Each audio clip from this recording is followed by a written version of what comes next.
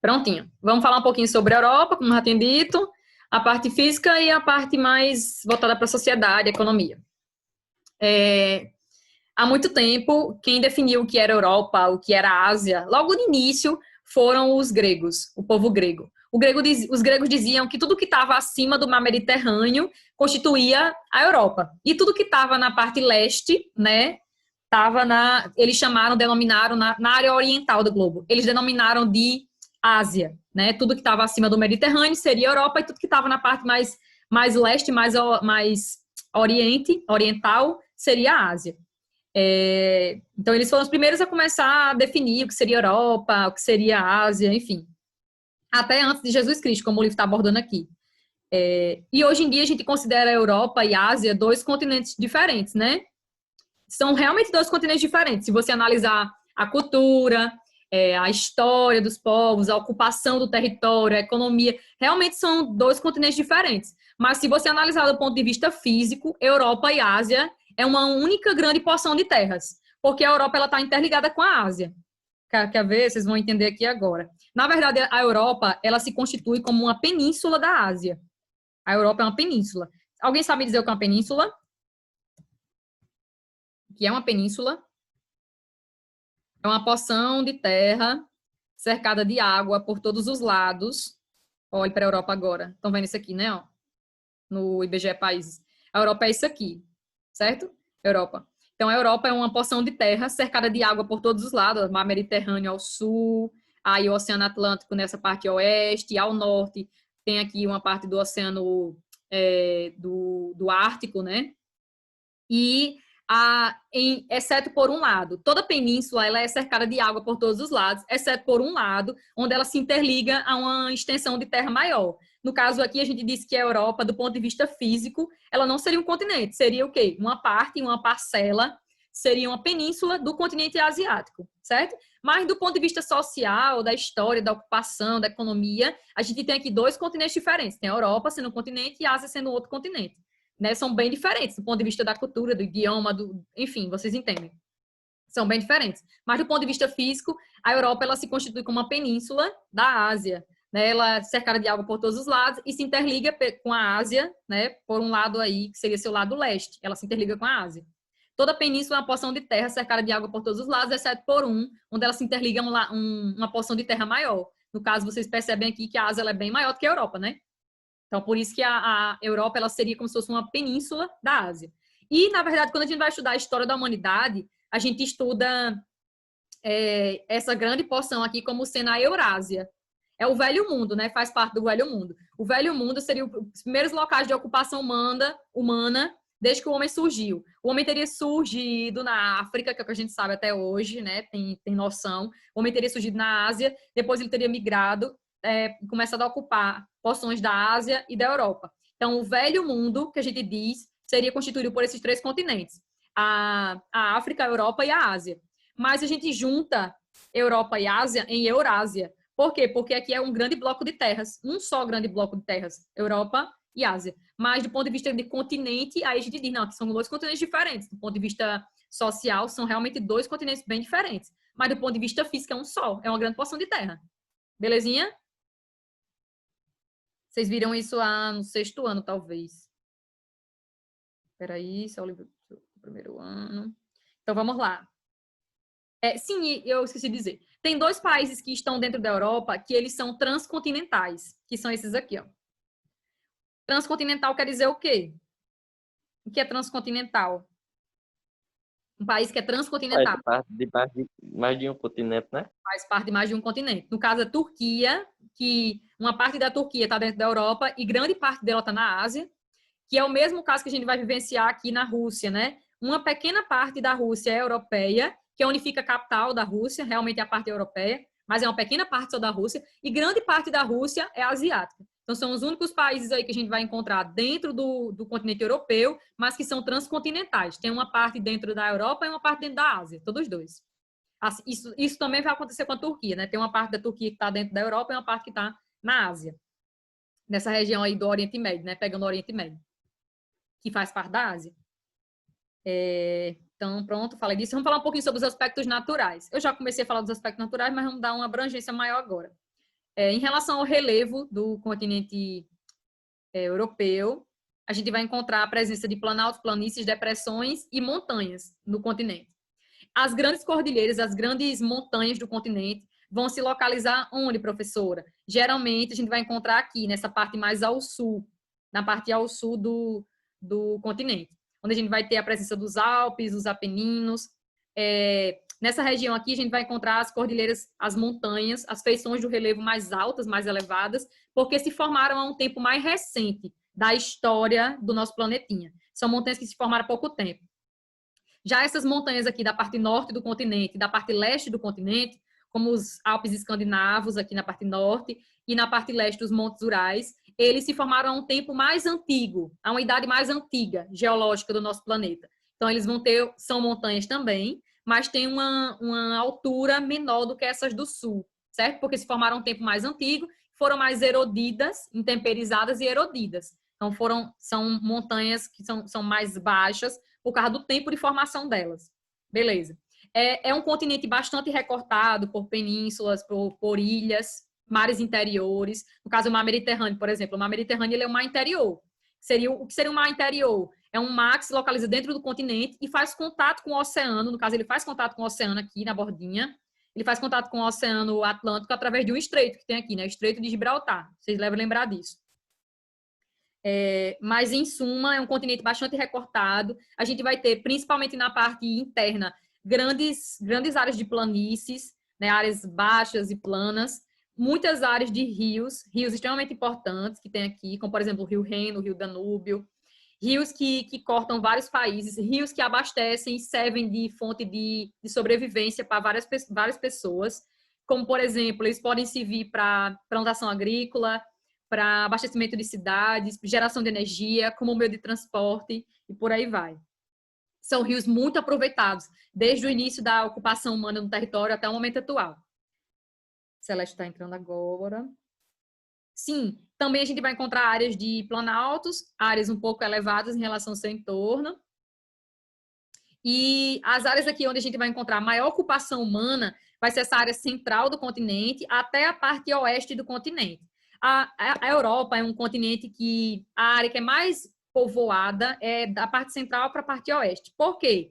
Porque essa parte ocidental da Europa, essa parte esquerda aqui do mapa, ó, tá vendo a esquerda? Onde a gente vai encontrar o quê?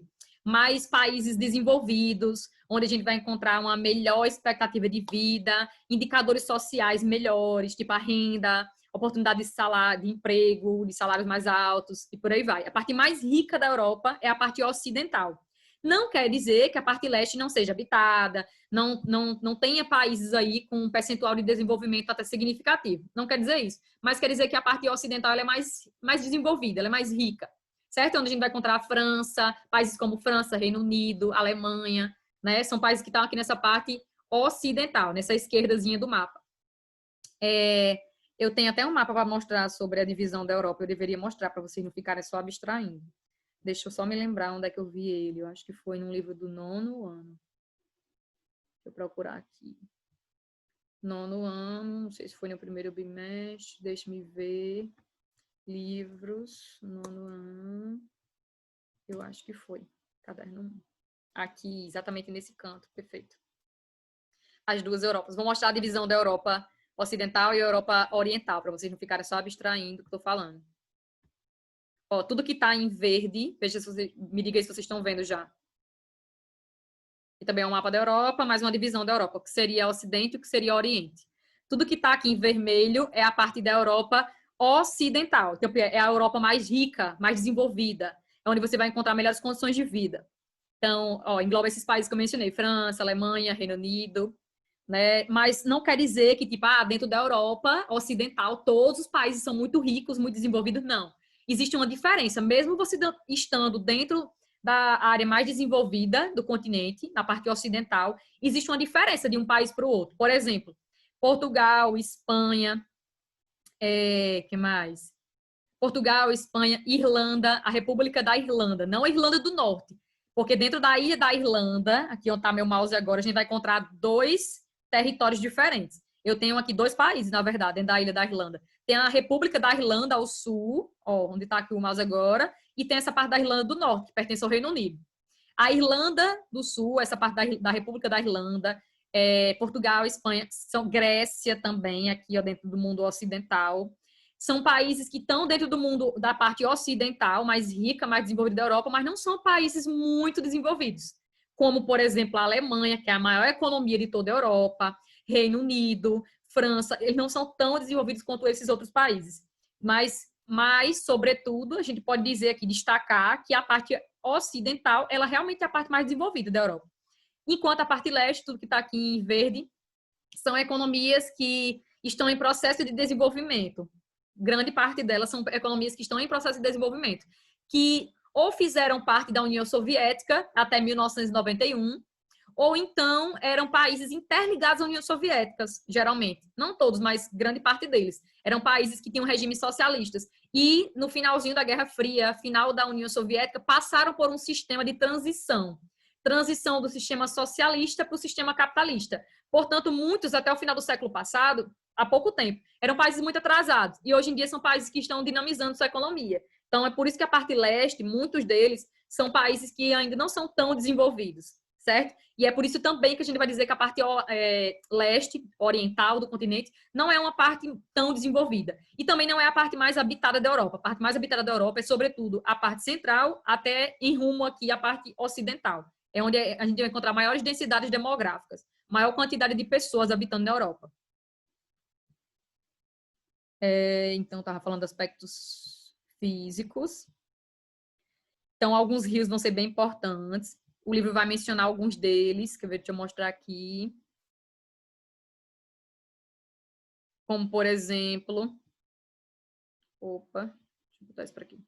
Como, por exemplo, o rio Reno, o rio Danúbio, que tem suas nascentes nas cadeias montanhosas do sul, ou seja, áreas mais elevadas do terreno da Europa. Em algumas áreas aí, áreas montanhosas, áreas de planaltos, vão servir de nascentes, né? Nascentes de rios. Vão ser muito influentes para isso. Aqui a gente tem os países, não apenas os países, mas não tem dividindo aqui a Europa Ocidental e Oriental. As primeiras ocupações humanas no continente europeu começaram a ocorrer em áreas de planícies, áreas mais baixas, na proximidade de rios, né? Por quê? Porque geralmente as cidades elas nascem nas proximidades de rios. Isso a gente já sabe, porque é um método de sobrevivência das pessoas. E aí depois as pessoas começaram a ocupar outras áreas, como áreas de planaltos, áreas nas proximidades de montanhas, começaram a se adequar às regiões, enfim. Mas de início, grande parte, e até hoje, grande parte das pessoas habitam áreas próximas a planícies, porque é uma questão de sobrevivência.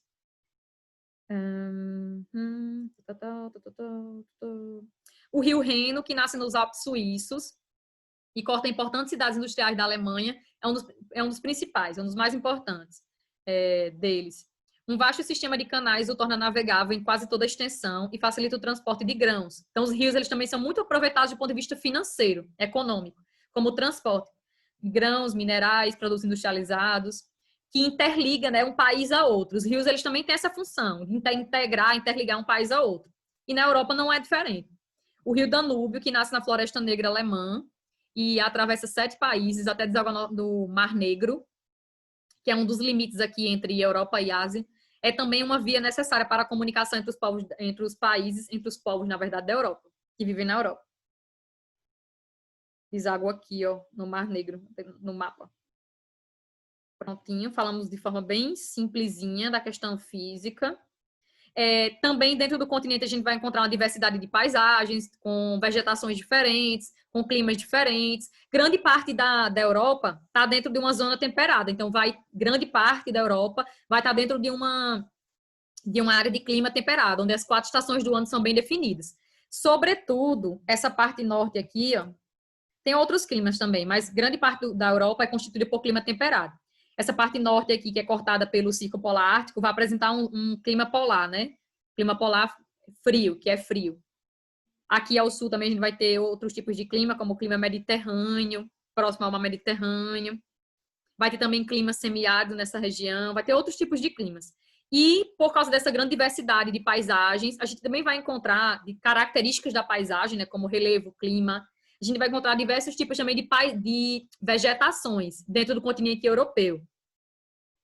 Como, por exemplo, floresta boreal, região de pradaria, região desértica também, região de floresta temperada, floresta né, temperada porque está localizada na zona temperada, também tem isso. Enfim, vai encontrar em uma diversidade de paisagens. Diversidade cultural e econômica agora. A gente sabe que a Europa é um continente muito importante para entender muitas coisas que aconteceram no mundo, que a gente estuda na escola, na disciplina de história, de geografia e até em outras disciplinas. E aqui o livro vai abordar algumas coisas que deram início, que surgiram na Europa e que impactaram o mundo. E que impactaram também a forma como a gente vê o mundo, como a gente estuda também na escola. Então, foi na Europa, por exemplo, que deu início foi na Europa que surgiu a civilização ocidental. Nós, brasileiros, fazemos parte do mundo ocidental. Nós fazemos parte da civilização ocidental. Nós temos características, como é que eu posso dizer? Características. Nós temos traços de um mundo ocidental. E foi lá que surgiu o mundo ocidental, foi na Europa que surgiu o mundo ocidental. Como, por exemplo, com a constituição das primeiras cidades-estados gregas, que foi o início ali da civilização ocidental do mundo. Ganhou ênfase com a expansão do Império Romano. Quando o Império Romano começou a dominar a região, também foi difundido traços, cultura ocidental, começou a disseminar a cultura ocidental. E sem contar que o Império Romano sofreu muita influência da cultura grega, né? Porque os gregos começaram a ocupar a região, depois os romanos começaram a dominar, e aí os romanos eles sofreram esse processo de aculturação, né? De começar a ingerir, a ingerir a cultura dos gregos também. Começou a disseminar essa cultura que foi sendo criada, cultura ocidental que foi sendo criada, a disseminar para o mundo. O Império Romano chegou a ser o maior império do mundo, né? Durou 1000 anos, o Império Romano do Oriente. No século XV, a gente tem o berço... A Europa também foi berço do Renascimento, mas o livro não menciona aqui. A Europa ela foi berço do capitalismo. O capitalismo, o sistema que a gente vive aqui no Brasil, sistema socioeconômico, surgiu lá na Europa e disseminou para o mundo inteiro. Lá também foi onde se deu o início do Renascimento, o berço do Renascimento foi lá também. O Renascimento, que é uma importante movimentação no quesito cultural, que é quando se retoma algumas características da cultura grega, começam a difundir, e também a fundir a cultura grega com a cultura do momento, com a cultura lá atual, do século XV para o século XVI. Foi lá que surgiu o Renascimento. Foi lá também que se deu a formação dos primeiros estados nacionais com a Revolução Francesa, de 1789. Vocês já estudaram isso?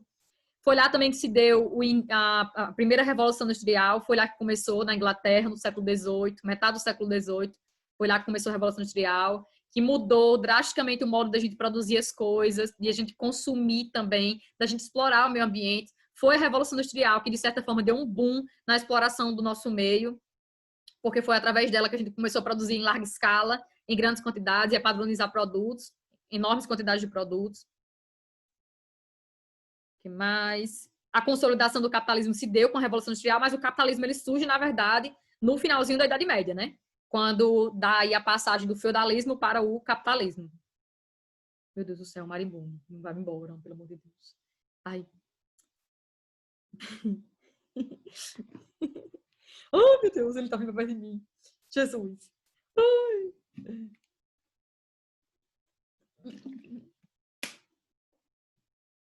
Ai, foi embora, graças a Deus.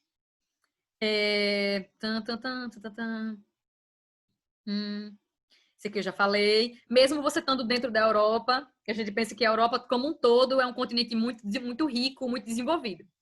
Existe muita desigualdade socioeconômica de um país para o outro. E dentro até de uma região, como eu mencionei o caso da Europa Ocidental, que é a parte mais rica, mas dentro da Europa Ocidental a gente também vai encontrar uma diferença socioeconômica de realidade de vida, de salário, de emprego, de oportunidade de vida, de um país para o outro.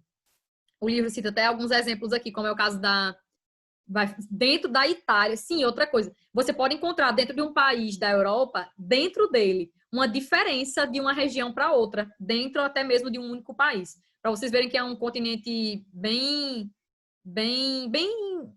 peculiar, com algumas características que são bem peculiares, dentro até de um mesmo país ou de um país para o outro, dentro de uma região. Como, por exemplo, a Itália. O norte da Itália conta com uma área bem industrializada, com um triângulo industrial formado por Turim, Gênova e Milão, que são áreas muito industrializadas, enquanto a parte sul do país é uma área pobre em relação à indústria. E até os índices de pobreza são bem mais elevados na parte sul. Já a Alemanha, por exemplo, é uma das maiores potências industriais do mundo. Sim, é a quarta maior economia do mundo, a Alemanha, e a maior economia da Europa é a Alemanha.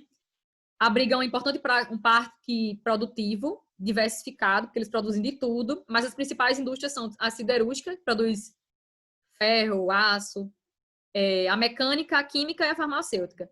Lembrando que é um país, como eles são maior economia e é um país com um setor industrial muito diversificado, eles conseguem produzir de tudo, e principalmente produtos de alto teor tecnológico. A França e o Reino Unido também são outras economias bastante influentes dentro do continente europeu. Todos os três aí, tanto a Alemanha, quanto a França, quanto o Reino Unido, estão dentro da parte da Europa mais rica, mais desenvolvida, que é a Europa Ocidental. A França e o Reino Unido também sobressaem. O livro vai falar desses três países, viu? Mais à frente. Vai ter um tópico de Reino Unido, um tópico para a França e um tópico para a Alemanha, para abordar esses países de forma específica, porque são as maiores economias do continente. Por isso que vai dar uma ênfase. Então, a França e o Reino Unido também sobressaem como centros industriais, sim, de alto teor tecnológico. Aí, países como, por exemplo, Irlanda, Grécia, Portugal, são países que não têm um setor industrial tão dinâmico, tão moderno em relação a outros países como Alemanha, França e Reino Unido. São economias que estão dentro da Europa, todos três estão dentro da parte ocidental, né, mais rica, mas não tem aí um grande setor industrial, moderno, bem equipado, trocou tudo agora, automatizado, né, como países como França, Reino Unido e Alemanha. Automatizado. Deu uma pane no sistema agora, viu? Perdoe se eu falei errado. Estão me ouvindo? Vocês estão aí? Tá tudo bem? Ô, coleguinha. Oh, God. Problemas econômicos e sociais na Europa. A Europa foi... Sim, eu nem disse. A Europa foi palco também de grandes guerras, né? A Primeira Guerra Mundial, a Segunda Guerra Mundial, Primeira Guerra de 14 a 18 e a Segunda Guerra de 39 a 45. Os principais palcos aí de conflitos se deu na Europa. É claro que não foi só na Europa, mas foi principalmente na Europa. Após o final da Segunda Guerra Mundial, após a Segunda Guerra Mundial, após 1945, a Europa iniciou um processo de reconstrução e eles começaram a se integrar, os países começaram a criar projetos de integração, começaram a criar projetos para se integrar, porque eles precisavam se reconstruir, né? Todos os países da Europa, sem exceção, estavam arrasados pós a Segunda Guerra Mundial, porque tinham investido muito, ou porque perderam a Segunda Guerra, ou porque venceram, mas tinham investido muito money, muito dinheiro, muito pessoal na guerra, nas duas guerras, né? E aí eles precisavam se reconstruir, começaram a montar planos de unir forças. E aí um deles foi a criação da União Europeia. A União Europeia não começa com esse nome, União Europeia. Na verdade, só ganha o bloco econômico, só ganha esse nome União Europeia, salvo engano, em 1992, algo assim. Foi 90 e alguma coisa que começou a se chamar de União Europeia, o bloco econômico. Mas o início da União Europeia, o início da integração dos países da Europa em um grande bloco econômico, que ele é hoje, formado por 27 países, começou com o final da Segunda Guerra Mundial, quando os países começaram a montar planos aí de se integrar, do ponto de vista econômico. Como, por exemplo, a criação do Benelux, da SECA, que era a Comunidade Econômica do Carvão e do Aço, depois o Mercado Comum, depois a MCE, Mercado Comum Europeu, e até se formar a União Europeia, ser chamada de União Europeia. E daí o que é que vai acontecer? Vamos continuar. Com a crise financeira, sim, a Europa conseguiu se reconstruir, né, após a Segunda Guerra Mundial, verdade, mas recentemente, no ano de 2008, agora já no século XXI, há 12 anos, começou uma grande crise econômica dos Estados Unidos, no setor imobiliário, que atingiu o mundo inteiro, e a Europa não se saiu ilesa disso. Mas é claro que teve alguns países da Europa que conseguiram sobreviver de forma mais rápida do que outros, dessa crise que começou lá nos Estados Unidos e chegou até a Europa, como, por exemplo, a Alemanha. Quando chegar aqui na parte da Alemanha, vocês vão ver que a Alemanha é um dos países que mais conseguiu se sobressair dessa crise de 2008. E vai explicar lá um pouquinho por que ela conseguiu de forma tão rápida se sobressair. Mas outros sofreram mais. Como, por exemplo, um grupo de países que ficou conhecido como PIGs. Os PIGs. Pig quer dizer porco, né? Em inglês, pig é porco. Os PIGs, eles são conhecidos como PIGs por quê? Porque são economias dentro da Europa que passaram a sofrer muito com essa crise de 2008 e não conseguiram se reerguer de forma tão rápida quanto outros países. Muitos ainda estão em crise hoje em dia. A gente está em 2020, muitos ainda estão vivenciando aí, se arrastando para sair de uma crise econômica. Quem são PIGs? Quem são esses PIGs? PIGs quer dizer as siglas dos países. P de Portugal, I pode ser de Itália ou de Irlanda, República da Irlanda. O G de Grécia e o S de Spain. Spain quer dizer Espanha, né? Então, esses países aqui são chamados de PIGs, os porcos, são os países que mais sofreram com essa crise de 2008. São países de economias mais frágeis. Eles apresentaram Eu disse Irlanda, falei Irlanda e falei Itália, não falei? Eu não lembro se eu falei Itália. Falei Itália? Falei. Portugal, Itália, Irlanda, Grécia, falei certo? Isso, acho que falei. Espanha e Espanha. Eles apresentaram um aumento descontrolado nos gastos públicos, não conseguiram como é que eu posso dizer, se reerguer tão rápido, começaram a gastar muito e a se endividar com a crise de 2008, chegaram a uma dívida pública de mais de 50% em relação ao seu PIB. Ou seja, eles deviam 50% a mais de toda a economia deles. Então, de todo o produto interno bruto deles. Tudo que era produzido internamente desses países. Então, é por isso que eles têm esse nome. Por isso que eles, de certa forma, são conhecidos como países dentro da Europa, mas que não são tão desenvolvidos hoje em dia, né? Sobretudo por causa dessa crise de 2008. Começaram a adotar algumas políticas de austeridade. Políticas de austeridade são o quê? Políticas bem rígidas, para tentar sair da crise. Rígidas.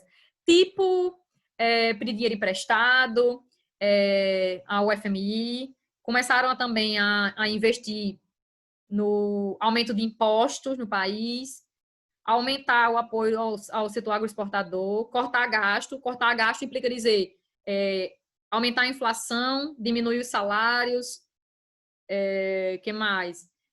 Também dar menos oportunidades às pessoas, porque por causa da crise aumenta o desemprego, então ocorreu um grande desemprego.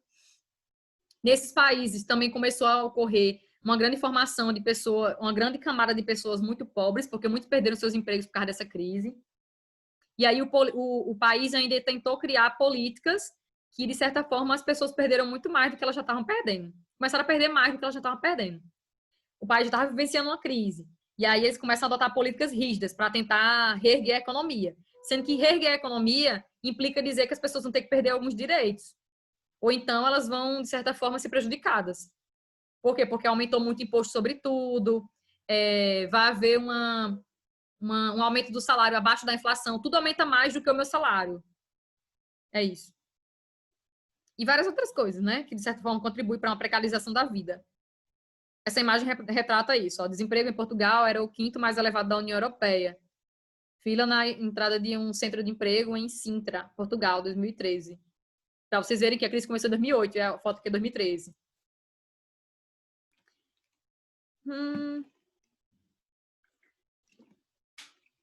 Em 2013, a crise de 2008, que começou nos Estados Unidos, ainda persistia na Europa. Havia alcançado outros países, como Holanda e França, mas esses países conseguiram se manter mais rápido do que os PIGs. Segundo a Comissão Europeia, todos os países em crise da zona do euro apresentaram estagnação ou alguma diminuição do seu PIB, da sua economia. A União Europeia tentou reerguer esses países que fazem parte da zona do euro, da União Europeia, mas, de certa forma, só conseguiu reerguer, salvar o euro, mas não todos os países que faziam parte da União Europeia. Entretanto, até o momento, as ajudas concedidas visaram apenas proteger o euro, que tem sofrido desvalorizações com a crise, vem sendo desvalorizado, e injetar capital nas instituições financeiras. Mas com todos esses problemas, o desemprego aumentou muito, o consumo diminuiu. Se o consumo diminuiu, o desemprego aumentou, significa dizer que o poder de compra diminuiu. Então, as pessoas passaram a comprar menos. Então, o choque é sentido principalmente nas indústrias, né, nas empresas, em toda a economia.